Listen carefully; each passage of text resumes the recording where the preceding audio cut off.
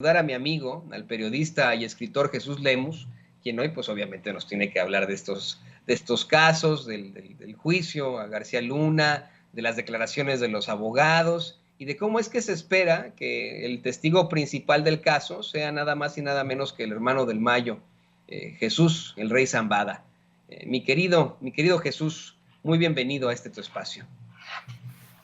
Gracias mi querido Toño, te mando un fuerte abrazo con todo mi cariño, hasta donde sea donde quiera que estés y con mucho gusto yo aquí reportándome como siempre contigo, con mi querido Vicente, a quien también le mando un abrazo donde ande. Gracias, querido Jesús. Pues aquí andamos, aquí andamos. ¿Cómo ves? Vamos a empezar con eso, con el caso de Genaro García Luna. Tú que sí eres un experto, a ti sí te considero yo un héroe del periodismo, te lo digo con mucho respeto y con mucho respeto para el público consentidor de Sin Censura. Usted sabe perfectamente que cuando Jesús Lemus dio a conocer los vínculos que tenía la hermana del expresidente con un miembro del crimen organizado en Michoacán y cuando también da a conocer los vínculos de García Luna con el crimen organizado, es detenido injustamente, se le hacen una serie pues vamos, de chicanadas, de injusticias, pues vamos, llevado al penal de Puente Grande, injustamente, donde fue torturado por las autoridades, no por sus compañeros reclusos, y esto precisamente en una campaña terrible. A mí me indigna que los abogados de Genaro García Luna, querido Jesús, quieran ponerlo a él como una víctima que está viviendo lo que tú viviste en carne propia, una verdadera injusticia. ¿Qué nos Así puedes decir es, sobre esto, querido Jesús? así es, Toño. Pues fíjate que no son lo que estamos viendo de la defensa de Genaro García Luna, no es otra cosa más que patadas de ahogado. Están desesperados, no ven la forma porque no han podido llegar a un acuerdo de colaboración de García Luna con la Fiscalía General de Fiscalía de Estados Unidos, porque la Fiscalía le está exigiendo a García Luna, ok, te quieres acoger al programa de testigos protegidos, te puedes acoger, pero necesitas poner a Felipe Calderón como el jefe del grupo de narcotraficantes que lideró en aquellos años el país. Entonces, Genaro García Luna todavía se niega a dar su brazo a torcer, no quiere poner pues a su jefe, al carnicero de Michoacán, no lo quiere entregar, no quiere declarar, todavía se resiste y la Fiscalía de Estados Unidos le ha dicho a García Luna, pues discúlpame, no podemos hacer nada por ti, nos vamos a ir a juicio, no vamos a llegar a ningún acuerdo. Por eso hoy la defensa de García Luna, pues está buscando a toda costa cualquier salida, cualquier rendijita que le pueda permitir la posibilidad de librarse, no de librarse de una sentencia condenatoria de cadena perpetua, pues está buscando todo y por eso están recurriendo a la estrategia incluso de decir es que Genaro García Luna está padeciendo las de Caínes, que está siendo injustamente tratado dentro de prisión, es que está siendo violentado en sus derechos. O sea, lo están poniendo como una víctima realmente que no es García Luna, porque todos los que conocemos, los que supimos de la perversidad de García Luna en México, pues no podemos avalar esa situación. Yo mismo estuve recluido en una cárcel federal por 3 años acusado de un delito falso, en una historia que me inventó el propio Genaro García Luna. Puso a sus escritores, a sus guionistas de novelas, a crear una historia fantástica, fantástica de quién era Jesús Lemus, de un personaje peor que Porfirio Cadena, mi querido Toño, y ahí estuve. Entonces, hoy a García Luna lo quieren salvar prácticamente de el patíbulo en el que se encuentra a base de mentiras, y por eso la fiscalía, por eso la defensa intenta hacer una serie de movimientos ahí con respecto a la actuación de los periodistas, que déjame, aquí hago un paréntesis, por supuesto, no voy a hablar de nadie en particular, pero lo que yo considero es que los periodistas nunca podemos ser el eje central de la nota, así de fácil. Ya los periodistas aportamos desde nuestra trinchera lo que tengamos que aportar y hasta ahí debe de quedar. No podemos ser los ejes centrales de ninguna historia. Y volviendo a esto, creo que sí es una estrategia mal planteada la de la defensa de García Luna para tratar de salvarlo del patíbulo, porque pues no solamente es uno, mi querido Toño, como dices, no solamente es un testigo de cargo el que prácticamente podría hundir a Genaro García Luna ahora que se lleve el juicio en octubre próximo, sino que podríamos estar hablando por lo menos de otros 4 testigos de mucho peso. Entre ellos se encuentra Sergio Enrique Villarreal Barragán, que seguramente habrá de explicarle al juez Brian Coogan, cómo fue que Genaro García Luna intentó en un momento determinado crear un solo cártel en México y cómo fue que negoció con el Mayo Zambada y con Arturo Beltrán Leiva para darles la protección de vida durante el sexenio de Felipe Calderón.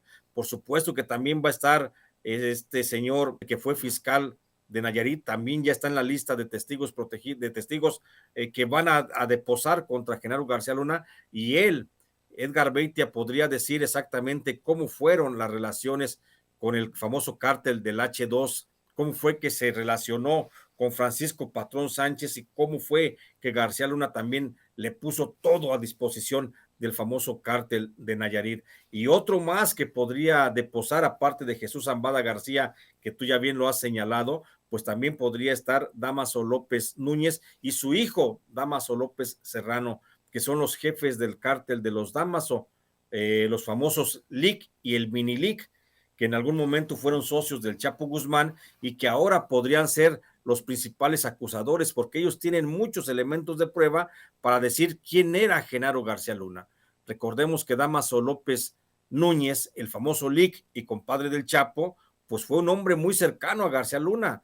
Tan cercano fue que en su momento, cuando García Luna era agente de la Agencia Federal, era el titular de la Agencia Federal de Investigaciones, pues designó a Dámaso López Núñez como encargado como director de seguridad perimetral de la cárcel federal de Puente Grande, donde luego el Chapo Guzmán utilizó a Dámaso para que le mandara mensajes a Genaro García Luna y lo ayudara a la fuga del Chapo. Creo que ese es un capítulo que está digno de cualquier novelista de terror, mi querido Toño, que se va a mencionar en la corte ahora en octubre próximo, de cómo se escapó el Chapo Guzmán, cómo Dámaso López Núñez sobornó al propio García Luna y le pidió la fuga del Chapo Guzmán, y ahí se va a platicar cómo se dio esto, que todavía es hipótesis, porque nadie se ha atrevido todavía a decir que el Chapo Guzmán lo sacó Genaro García Luna desde adentro de la cárcel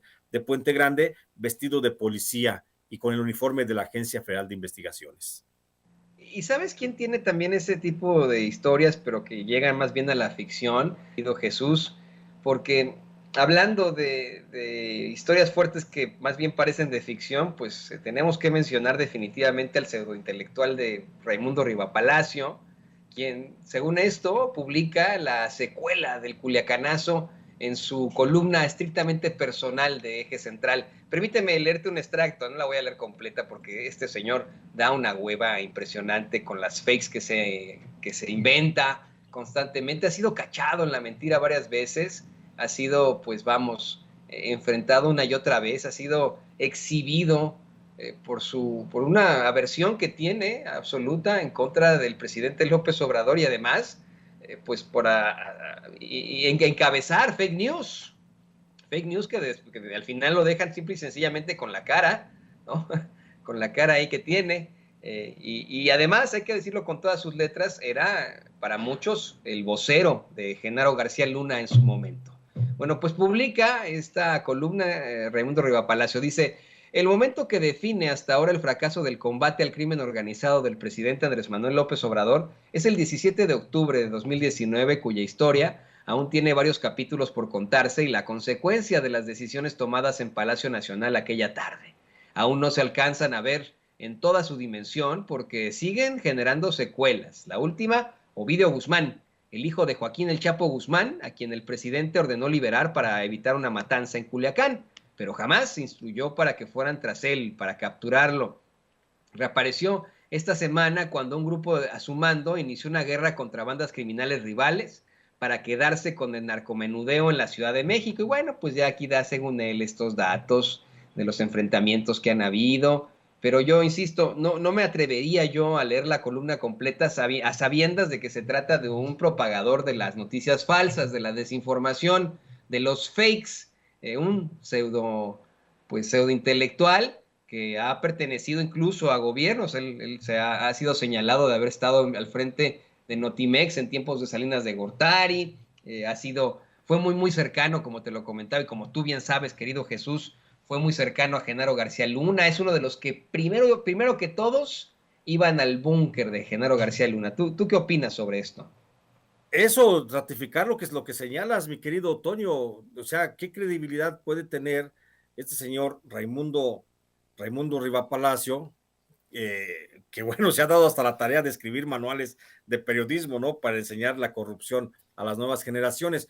Pero ¿qué credibilidad puede tener un personaje que siempre sirvió a Genaro García Luna? Y además de otros servidores públicos del gobierno federal, por supuesto que está alejado de toda posibilidad. Yo por salud mental no leo nada de lo que escribe, yo no sé cómo te atreves tú a leer esas columnas al aire, mi querido Toño, es un atentado, es una agresión a la paz pública, pero la verdad es que el solo hecho de poner atención a sus comentarios no tiene ningún sentido, Toño. Mira, él habla de un fracaso en el combate a la corrupción porque él suspira por los viejos tiempos de la guerra, él suspira cuando la Policía Federal Preventiva llegaba y arremangaba pueblos completos y se llevaba gente detenida para presentarlos a todos inocentes como culpables, irresponsables y jefes, grandes jefes de los cárteles de las drogas. Eso es lo que aspira el encarcelamiento de personas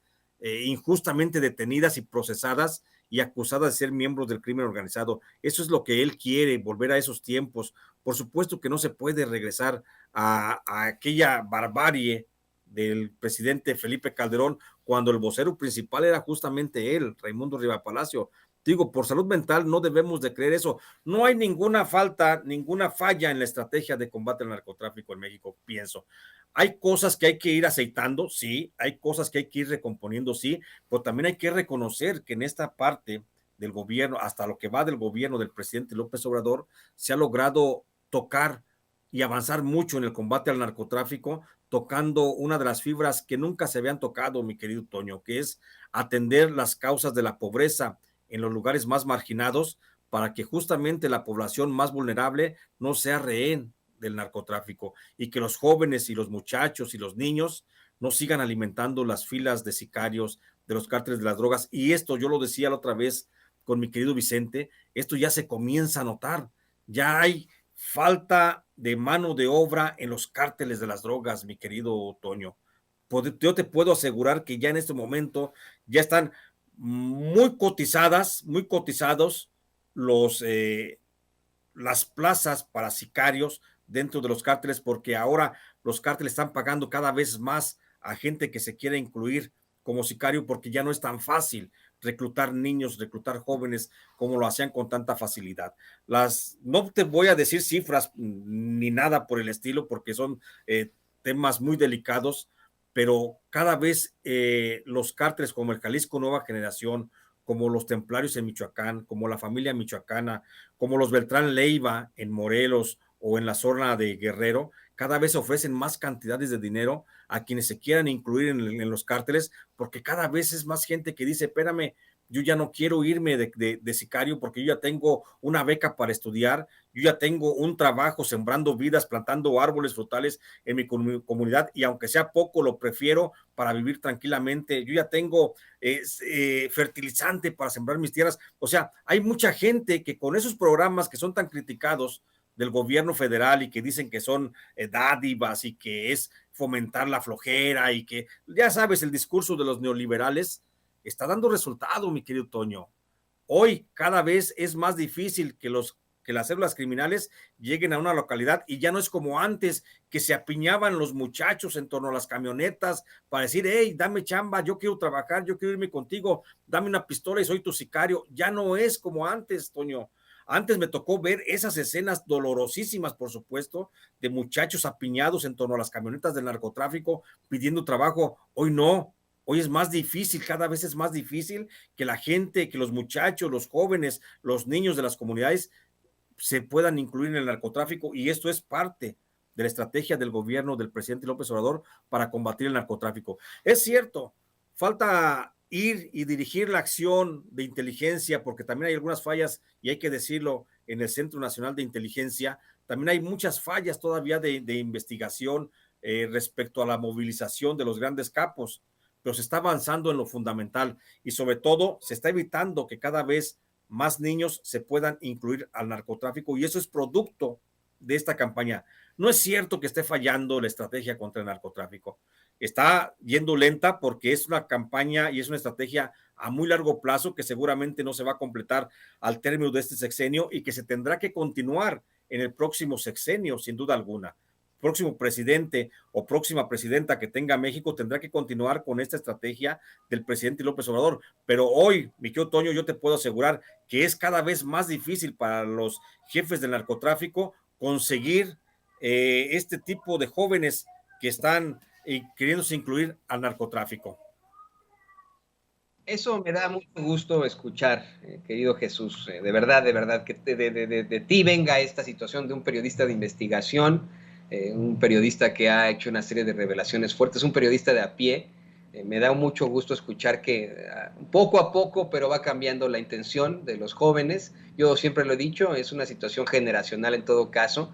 Y fíjate, ayer presentábamos aquí en Sin Censura un reportaje que hizo Vicente Serrano en Cerro Verde, Oaxaca, una de las comunidades a las que desafortunadamente tuvieron que regresar pues a algunos jóvenes que murieron en la tragedia de San Antonio luego de que fueran abandonados en un tráiler, precisamente en condiciones infrahumanas.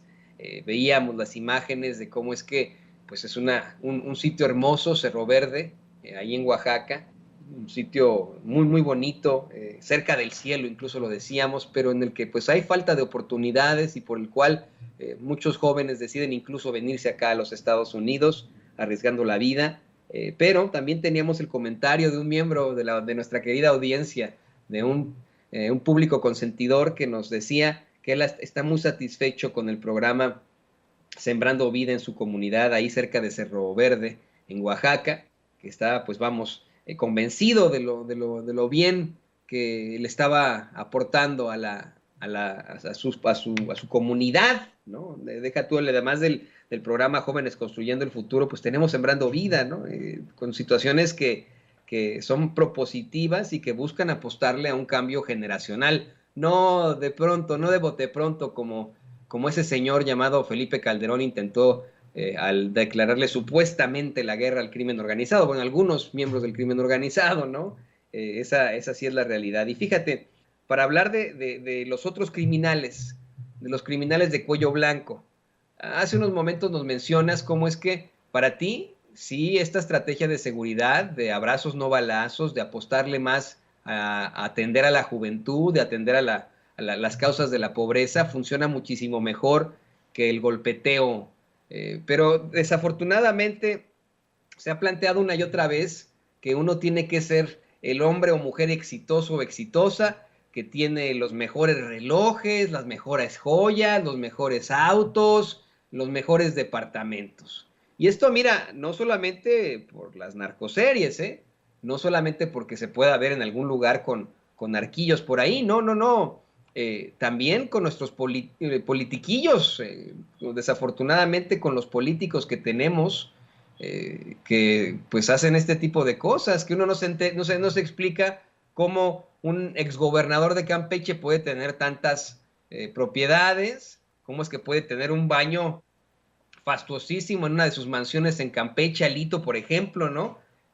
Cómo es que necesita mármol para lavarse bien el culito, o bien tener una bañera de 3 personas, como pa' qué, ¿no? Decíamos por ahí que pues para el trenecito, pero eso por un lado. Pero por el otro tenemos a personajes como Enrique Peña Nieto, que se ha dado la vida del Playboy. Bueno, deja tú James Bond, que no sé, James Bond se queda corto con Peña Nieto. Ahí estuvieron mostrando fotos de su fastuoso departamento en Madrid. Y ya salieron sus defensores en los medios de comunicación tradicionales a decir, ay, no, pues ni es tan buena la zona ahí en Madrid, que no sé qué, ¿no? Ahí hasta se ve cómo es que no hay dónde estacionarse. Oiga, vivir en el centro, allá en Madrid, es carísimo, es carísimo. Es como, no tan caro, pero al nivel de vivir en la ciudad de Nueva York. Ya le está mostrando don David, mi querido Jesús, nos está mostrando una serie de imágenes de pues el palacete, ese departamento de lujo, ese depa de lujo, como los españoles le dicen, ese piso de lujo que tiene Peña Nieto y que ahora está vendiendo. Se dio a conocer recientemente que está vendiendo ese departamento de lujo luego de que se diera a conocer en la conferencia de prensa mañanera que está siendo investigado por la Fiscalía General de la República. Tú ya sabes la historia, esto después de que aquí, en Sin Censura, Santiago Nieto nos revelara que había una investigación, que lo confirmara Pablo Gómez y pues bueno, ya, ahí está la realidad. ¿Tú qué nos puedes decir sobre esto, querido Jesús?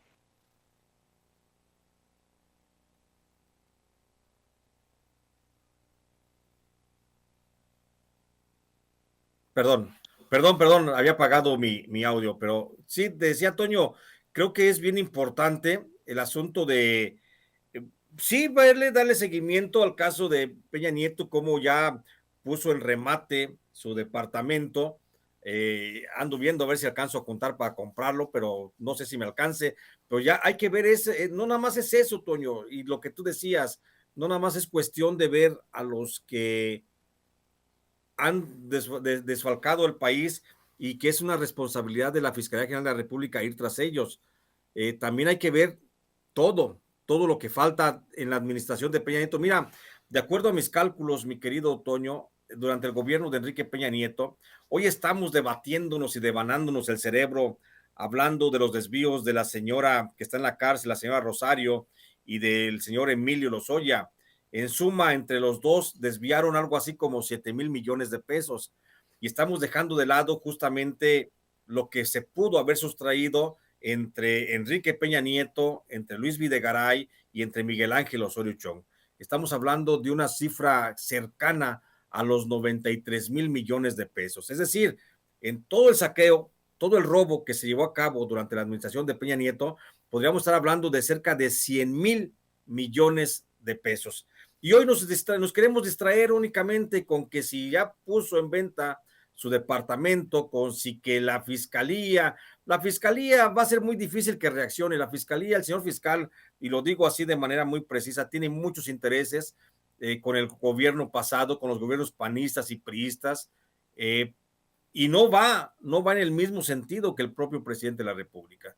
El fiscal general de la República, Gers Manero, no está yendo conforme a los lineamientos del presidente López Obrador. El presidente López Obrador, la política de combate a la corrupción, de cero impunidad, de terminar con la impunidad de otros gobiernos, creo que no está siendo bien atendida por el fiscal general Gers Manero, y eso es fundamental. Mientras no se corrija esa situación, yo no hablo de destitución, yo más hablo de una reactivación de la Fiscalía General de la República, vamos a ver buenos resultados y entonces vamos a ver que no vamos a tener que estar supeditados a lo que digan los medios de que si Peña Nieto ya vendió, que si ya se fue, que si ya se estableció en otra parte. Vamos a ver una fiscalía actuante, que eso es lo mero importante, eso es lo mero fundamental, que tengamos una fiscalía que más allá de la acción mediática de los periodistas denunciando actos del expresidente Enrique Peña Nieto, una acción legal de la fiscalía, a ver, y no importa que vendas o que no vendas, aquí vienes y declaras y explicas cómo estuvo el robo, no nada más de cómo fue que tuviste desvíos de dinero o depósitos, como lo ha dado a conocer el propio Pablo Gómez de la Unidad de Inteligencia Financiera. Queremos una fiscalía que actúe, que responda rápidamente a esta urgencia que tenemos los mexicanos para que se alcance una procuración de justicia debida y para que los actores del pasado que saquearon el país, que nos robaron en nuestra cara, Toño, que nos sacaron, nos metieron las manos a las bolsas y se llevaron lo que más pudieron, pues que puedan ser llevados ante la justicia, porque esa fue la oferta, a final de cuentas, del presidente López Obrador. Y hoy el presidente López Obrador decía una cosa tan hermosa en la mañana en la conferencia de prensa, Toño, que la verdad es que a mí me iluminó el día, cuando dice es que no necesita nada material para ser felices, y esa es la gran enseñanza, creo, de este gobierno, de esta transformación, de este presidente que tenemos, mi querido Toño, no buscar en lo material la felicidad que podemos alcanzar en lo espiritual. Creo que eso nos lo tiene que reforzar la Fiscalía con una acción de justicia directamente dirigida contra este señor, contra Enrique Peña Nieto, para que explique no nomás los robos de Lozoya, Emilio Lozoya, y de esta señora que se encuentra también ahí recluida, entonces, no, de Rosario, no nada más es eso. Creo que deben de explicar por lo menos el desvío de otros 93 mil millones de pesos que se llevaron a la bolsa en obras que nunca se ejecutaron, en programas de acción que nunca se aplicaron, programas de gobierno, y por supuesto en dineros que estaban ahí guardados en las arcas y que se lo llevaron a manos llenas. Qué bueno que planteas esto, Jesús, ¿eh? De verdad, no nos podemos quedar solamente en las nimiedades, en las pichicateces. También ahí está la propiedad que tiene las afueras de Madrid, pero ese también sería una pichicatez en comparación con lo que nos acabas de revelar hace unos momentos. Una cifra cercana a los 100,000 millones de pesos del saqueo de Peña, de lo que pudo haber sido ese saqueo de Peña. Fíjate que yo pues lo he escuchado una y otra vez, cómo es que se plantea que Peña Nieto llegó con una bolsa pues normal, ¿no? No normal de una persona de la clase alta, si lo quieres ver así, no ultra fifí, se convirtió de pronto, siendo presidente, de ser rico a ultra rico, a multimillonario, a lo que le llaman acá en Estados Unidos billionaire, ¿no? Entonces, pues híjole, tendrán que rendir muchas cuentas y tendrá que exigirse muchísima claridad. Yo creo que si ya no se alcanza en este sexenio, se tendrá que buscar en el próximo una verdadera reforma fiscal, judicial, una reforma en la que se puedan evitar este tipo de situaciones desde lo judicial. Porque hoy, querido Jesús, hemos llevado una serie de notas por ese tipo de jueces, jueces como los que te condenaron a ti injustamente y que hoy le dan toda la fiabilidad a Iberdrola, a Monsanto, como siempre, ¿no? Y que nosotros, el pueblo, queda pues siempre olvidado. Y querido Jesús, bueno, pues yo te agradezco que nos hayas acompañado en este espacio. Te agradezco infinitamente que estés con nosotros siempre conectado. ¿Por qué no nos compartes tus redes sociales y tal vez un comentario final sobre esto, una conclusión sobre lo que estamos platicando? Pues gracias, Toño, siempre agradecido por esta posibilidad de platicar contigo, con tu audiencia, con Vicente Serrano, que seguramente nos está escuchando desde alguna parte. Pues nada más decirte eso, que creo que el tema aquí que debemos de exigir es justamente la activación de la Procuraduría de Justicia. Creo que ya estamos muy satisfechos en cuanto a lo mediático. Ya sabemos cómo viven, ya sabemos qué se llevaron, ya sabemos cómo se lo llevaron. Lo importante es ahora, y esto gracias a la culturización que hace todos los días el presidente de la República desde la conferencia mañanera, y pues ahora lo que necesitamos saber es cuándo van a presentarse ante la justicia, cuándo los van a llevar ante un juez para que expliquen, por lo menos que expliquen, mi querido Toño, que digan dónde y cuándo y cómo se llevaron y cuánto fue lo que se quedaron y por qué se lo robaron, que le expliquen al juez para que los mexicanos tengamos pues esa posibilidad de satisfacer también nuestras ansias de justicia.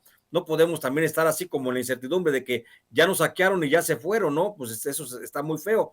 Creo que debe de haber ya una acción pronta del aparato que corresponda, para ya no decir nombres de quién, del aparato que corresponda a la Procuración de Justicia en México, para que ya estemos entrando en la dinámica esta. Pues acuérdate que a final de cuentas una cosa, mi querido Toño, a final de cuentas mi presidente López Obrador nos enamoró, nos convocó cuando nos pidió el voto, diciendo que su gobierno se iba a fincar, entre otros ejes, en dos fundamentales, que era el combate a la corrupción y el combate a la impunidad.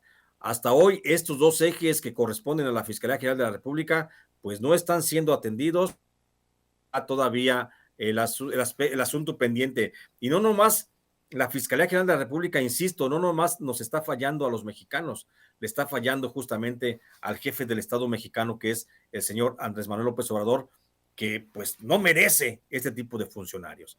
Con esto me despido, Toño, y agradecerte, por supuesto, siempre tu amable atención. Le mando un abrazo a mi querido Vicente, otro para ti donde quiera que estén, a doña Ceci, por supuesto, todo el equipo de Sin Censura, y recordarles únicamente a tu audiencia, Toño, si me lo permites, que hoy 15 de julio Está ya en todas las librerías mi libro más reciente, El Fiscal Imperial, que habla justamente de esto, de lo que, de la afrenta que le está haciendo el fiscal Gers Manero a la Cuarta Transformación y el riesgo de que esto pudiera hacer que fracase el gobierno de mi presidente. Entonces, porque no quiero que fracase, por eso escribí esta obra, este libro, para exponer quién es el fiscal Gers Manero. Y hoy está ya en librerías. Toño, agradecerte. Estoy en redes sociales como Jesús Lemus en Facebook, Jesús Lemus Barajas. En Twitter estoy como @Lemus Barajas, y también invitar a tu audiencia para que si quieren seguirme en mi canal, que tengo un canal de YouTube, se llama J. Jesús Lemus. Ahí transmito todos los días de las 9 a las 10 de la mañana y los sábados de 4 a 5 de la tarde. Te mando un abrazo, Toño. Gracias por por esta invitación. No, al contrario, yo siempre con esta admiración que te profesamos, querido Jesús, y espero que la gente que nos ve y que nos escucha pueda adquirir ese libro. Mucha gente se estaba ya hasta comiendo las uñas para poder comprar el Fiscal Imperial de Jesús Lemus, así que no se lo vaya a perder usted, por favor, búsquenlo. O sea, en las librerías, yo lo buscaré acá por Amazon, acá en Estados Unidos, y me da pues siempre mucho gusto platicar contigo, que nos hagas estas revelaciones y que hables con dureza, pero con verdad, con justicia, querido Jesús. Así que, pues ahí estamos, ahí estamos. Muchas, muchas gracias al gran Jesús Lemus, periodista de a pie, escritor y pues vamos, un hombre que fue víctima precisamente de la persecución en el gobierno de Felipe Calderón.